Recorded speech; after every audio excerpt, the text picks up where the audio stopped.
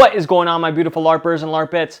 Today we're gonna go over some Turknellis here, and if you don't know what Turknellis are, these are Turkish Benelli clones, and these specifically are Turkish Benelli M4 clones from Panzer Arms. And these are the Panzer Arms M4 and the Panzer Arms M4 Speed Pro. I think I got that right. Yeah, the Speed Pro. But before I get into all that, what is my relationship with Panzer Arms? Panzer Arms did send these out to me for review. Well, actually, this one here, I purchased myself, purchased the upgrades for it and did all that. They sent this one directly to me. So it's gonna be a very cool comparison to see my upgraded one going head to head with the Speed Pro here. Now it's gonna be a little difficult holding these in frame, so I'm just gonna probably hold the Speed Pro here just because I'm gonna be pointing out majority of the upgrades on this one and comparing it to this one here. And I'm going to kind of compare it to the stock version of this. I know this is an upgraded version, but I can't really do a fair comparison between this one and this one because this one is essentially stock from the factory like this. This is not. So I'm going to show you a photo of how it looks stock and go from there. Now, starting at the front, both of these M4s feature a 18.5-inch barrel. They both have threaded chokes inside of there. But on this one here, what you'll notice is this one is not ported at the barrel like this one is. This one has a significant amount of ports up front there, and that does aid with mitigating a lot of that recoil or muzzle rise. When I was out there shooting, I can definitely tell that this one was a lot flatter shooting, a lot smoother shooting than the other M4 over here. I can definitely get faster follow-up shots as well. Downside to this though is it feels like it's a little bit louder.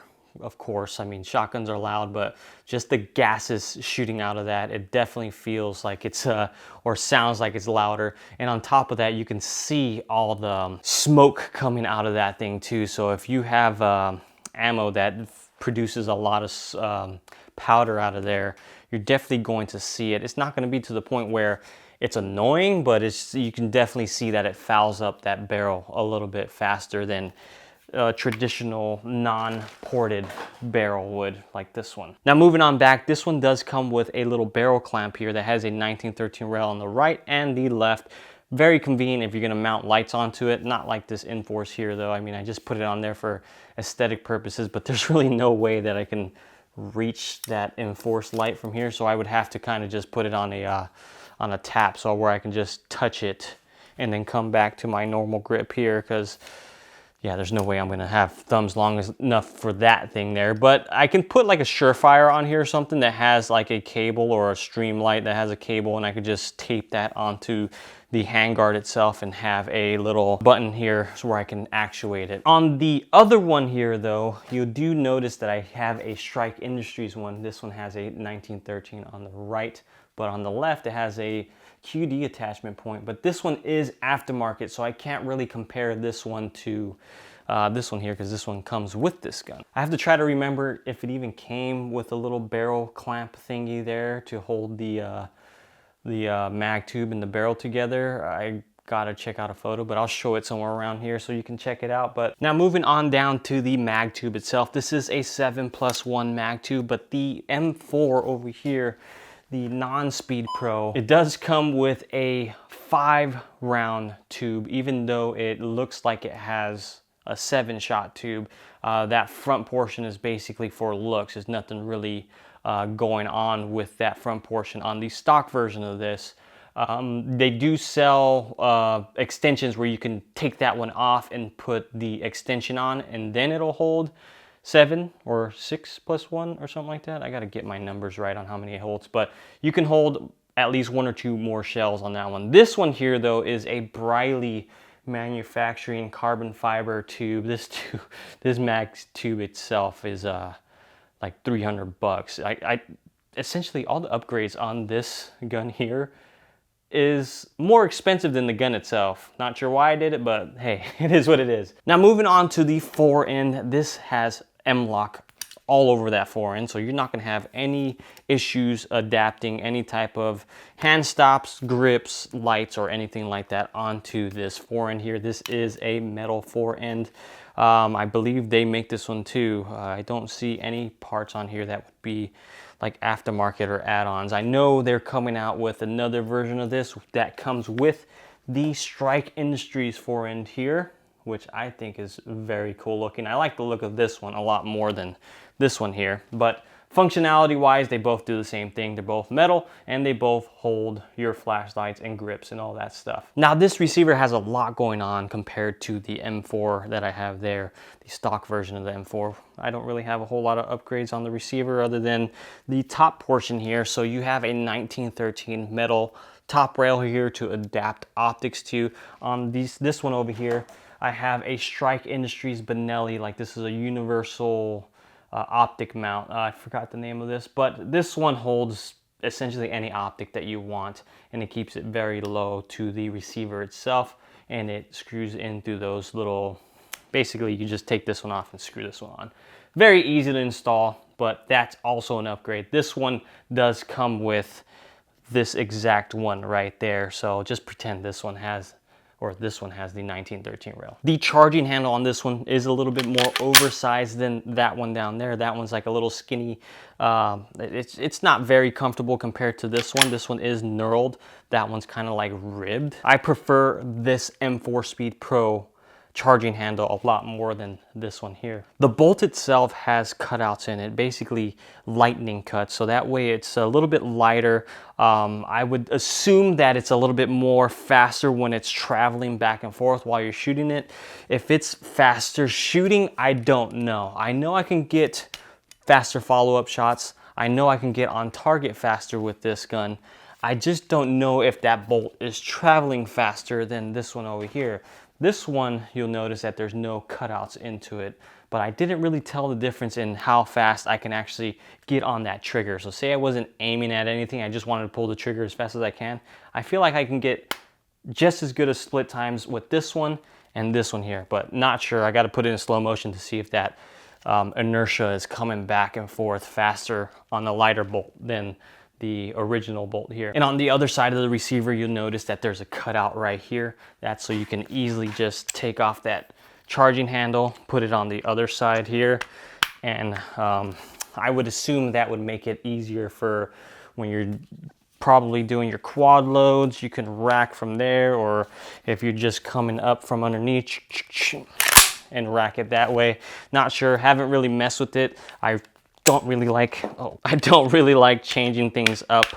If it's not broke, don't fix it, right? I didn't really think on a shotgun, hey, let me move the charging handle to the other side. Another feature that you'll see on this is the oversized bolt release. So this is a huge upgrade compared to the original M4, which you get that little tiny button there, exactly like the M4's. Makes it a little difficult when you're loading and trying to hit that bolt there, or that bolt release. This one is extremely easy to hit. So you can see in some of the reload footage here,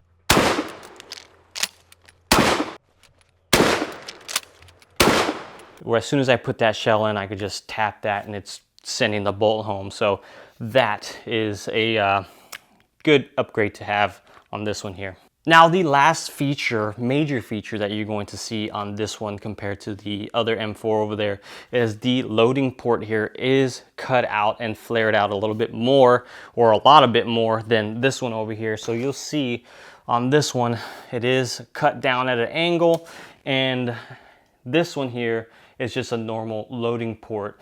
Now what that is going to do, and you guys probably already seen it with a lot of 3-gun shooters, shotgun shooters, those kind of competition dudes out there, they'll purposely cut that out on their stock gun so that way they can do some quad loading a lot easier.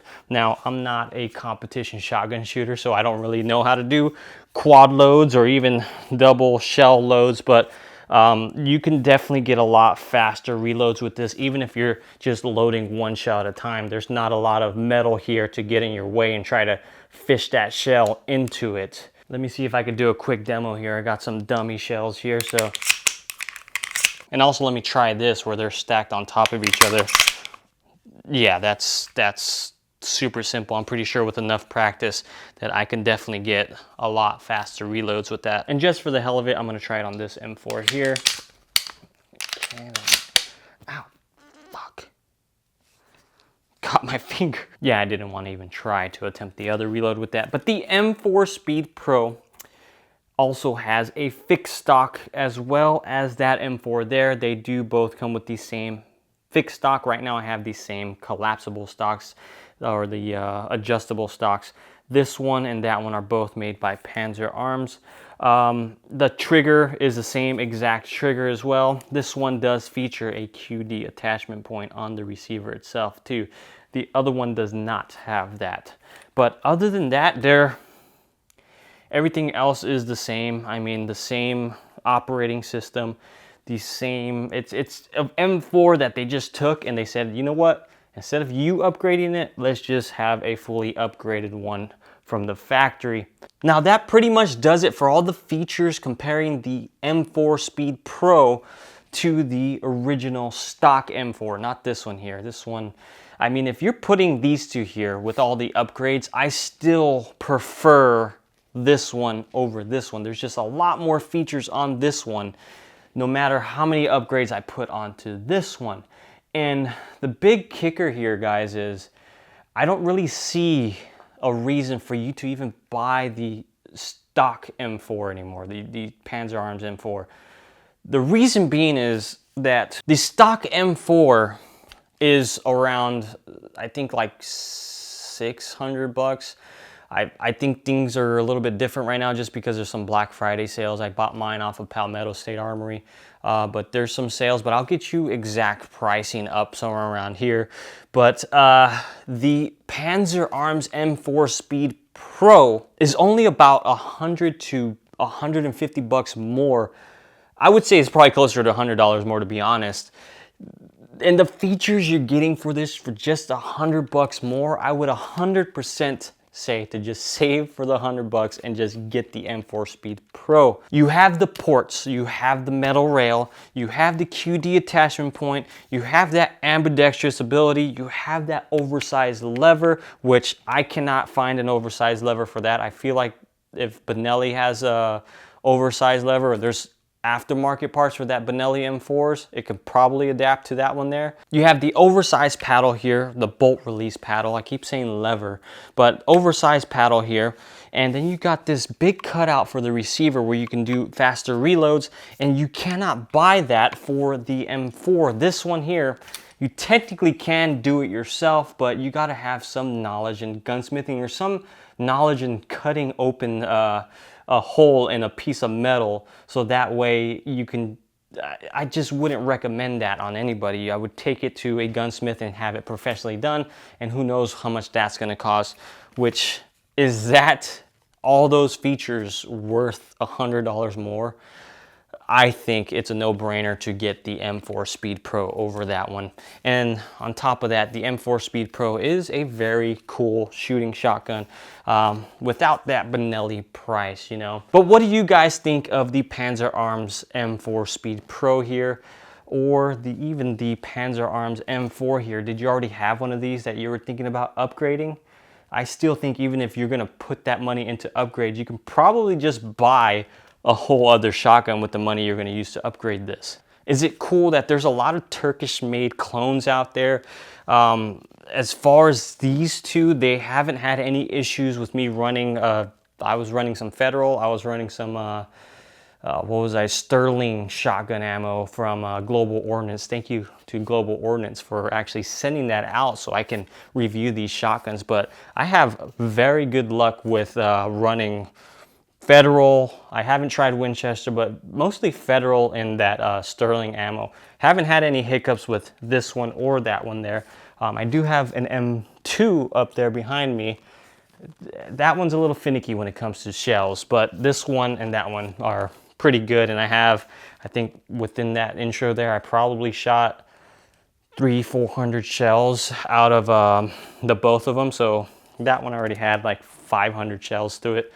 This one It definitely has like around 300 or so, but still working great. But anyways, thank you guys for watching. I really appreciate you all. I love you all. Catch you in the next one.